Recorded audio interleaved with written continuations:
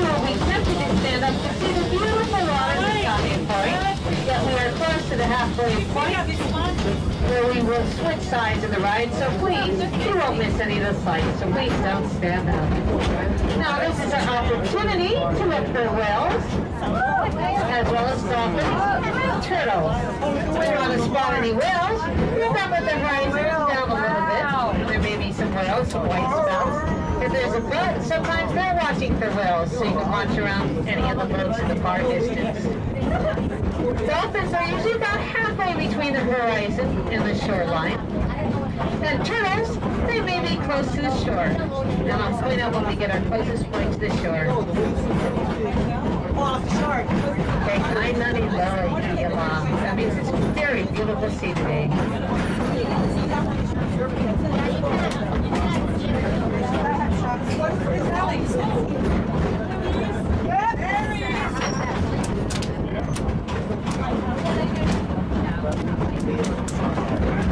If your neighbor is standing, please ask them to have a seat. Please have a seat. That ship out there, Kai translated, it means sea enjoyment. I'm not sure if they're out there looking for dolphins or they possibly have a lot of snorkelers out there, snorkelers and divers today. Now, if you're in the first cars, look down at the ocean. This is our closest point to the water. You may be able to spot some turtles.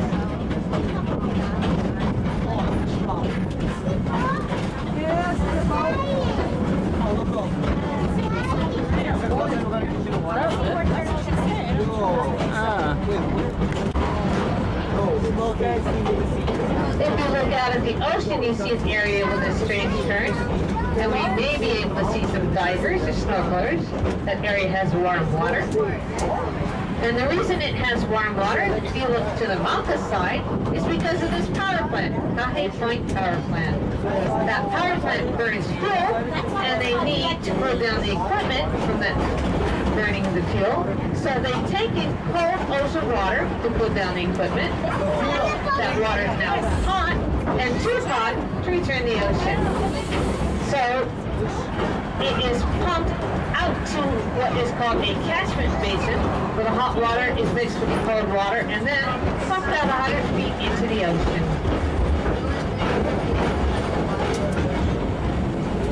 On the other side of this stop, I'll show you the catchment basin. How's it? How's it? How's it? How's it, Uncle?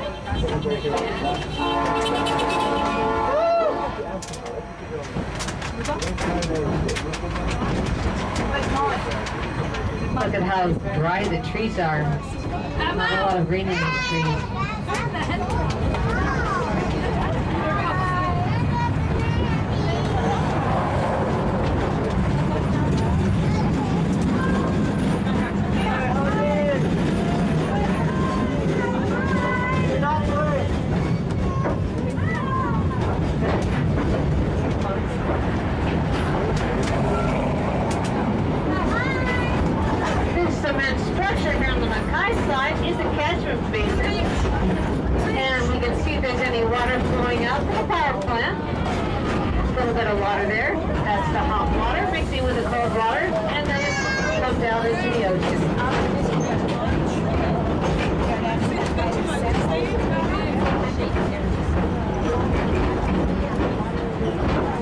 That's electric beach up there. I don't see too many surfers today. I see a lot of fishermen.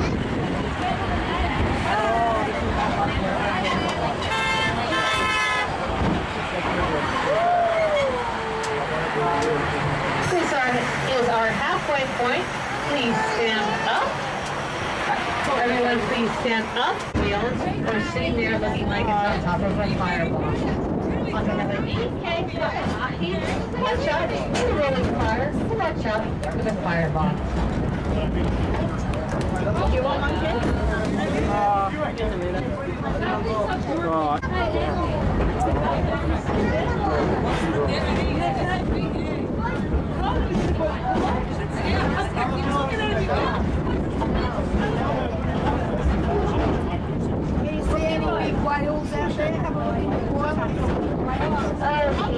hi everyone, I am Lorna. I'm going to be your narrator for the rest of the trip.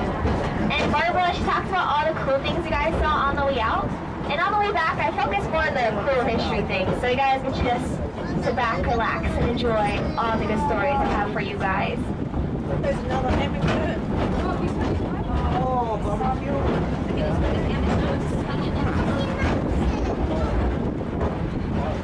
Now anyways, one of the most enterprising locomotive train engineers was the late Marcus K. Schutte.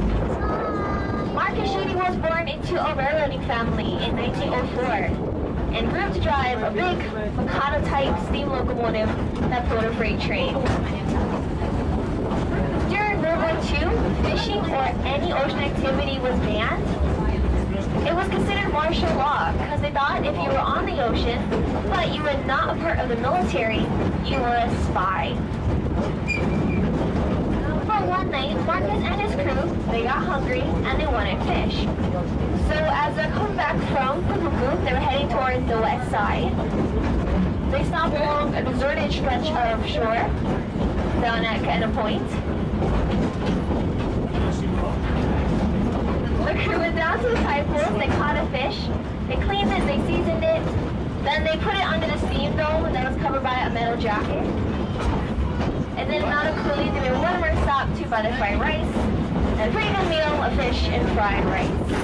But luckily for Marcus and the crew, they never got lost. And then for the new people here on the ocean side, a concert slab is coming up very soon if you guys want to see the closest that we get to the ocean.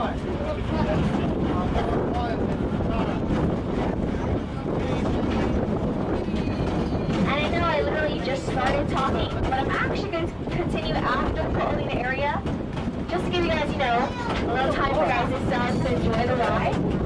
I'll only talk once in between Paulina, so until then, just enjoy the ride.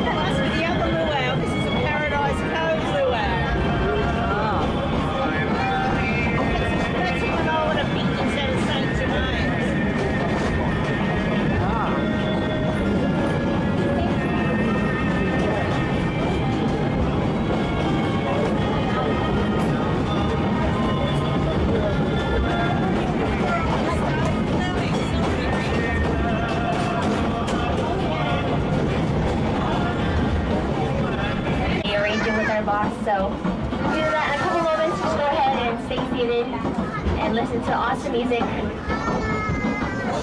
for now.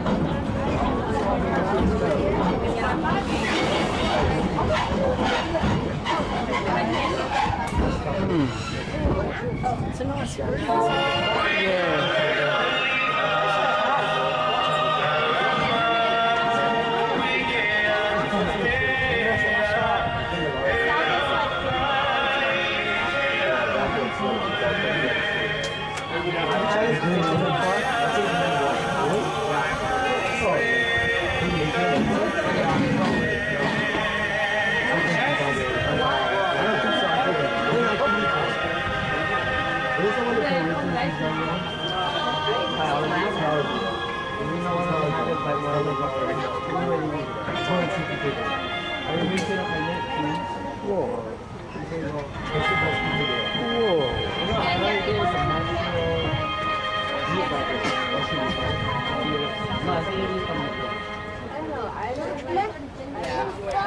breeze. No, I hadn't eaten those ones before. That was at the shop, at the food pantry.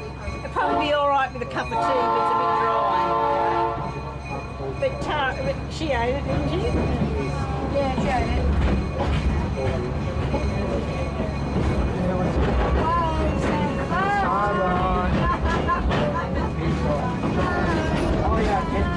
Maggie, you've got to do it like this. Can you wave like that? Put all the fingers, these down there.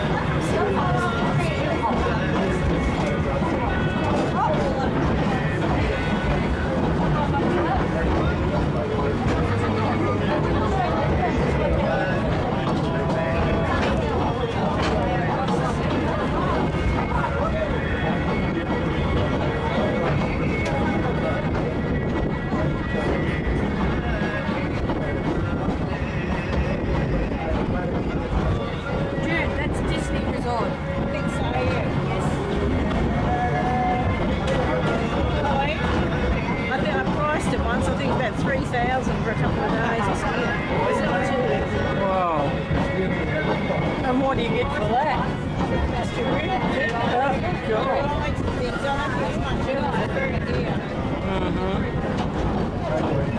Did you say at night? No, I think it's a couple of days. Colleen, my doctor stayed there. She said I was very dear to stay in Hawaii. I said,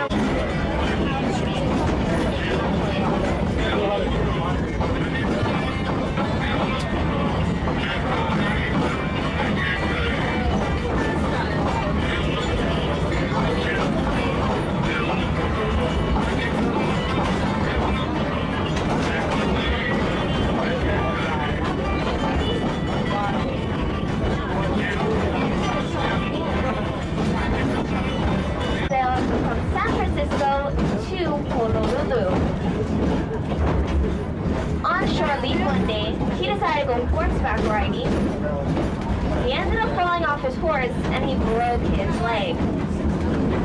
While Dillingham was in the hospital recovering, his ship left port. Being a sailor, that ship was his work, his life, and his home. So he thought he lost everything that day.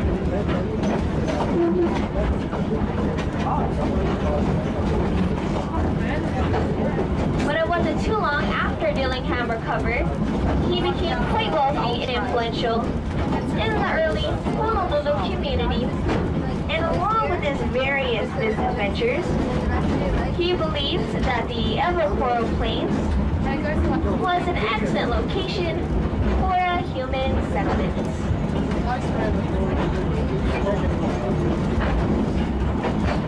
Now, prior to Dillingham's arrival, another gentleman by the name of James Campbell had purchased over 40,000 acres of land in the Evercoral Plains. Many people thought Campbell was crazy because he wanted to start a locomotive. It was sitting unused in the Mo'ili quarry. That engine had originally been purchased by the Department of Public Works to haul rock in and out of the quarry. But they didn't figure the turns correctly, so his locomotive could not make the sharp turns.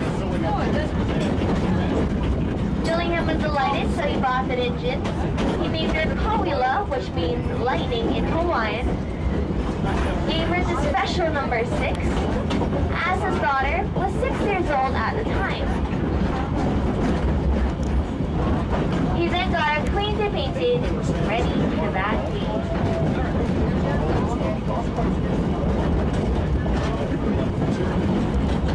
So if you guys want to, you guys can walk around. The only thing we ask is to not climb anything, because you guys can tell, there's a lot of sharp tools, and we do not want any of you guys getting hurt. Also, by the gift shop, there's a peach building. There's a toy train layout museum. If you haven't already checked it out, go ahead and check it out. It's free to go inside. Usually the little ones love it, so parents. And then, last but not least, in our gift shop, there's many souvenirs like hats, shirts, toys, ladies shirts and $10. So ladies, events that sale. I'm wearing the pink one. It's very nice. Just saying. The only catch is get a size bigger than normal, because I'm wearing, this is a large, I think. I usually get a medium, but yeah, it looks a size smaller. It looks like a medium. And then Barbara is wearing a lovely Akahela Troy Richards shirt. Here you go, Barbara. It's a one-of-a-kind shirt you can only get here at the Hawaiian Railway Society. Not even a Troy Richards.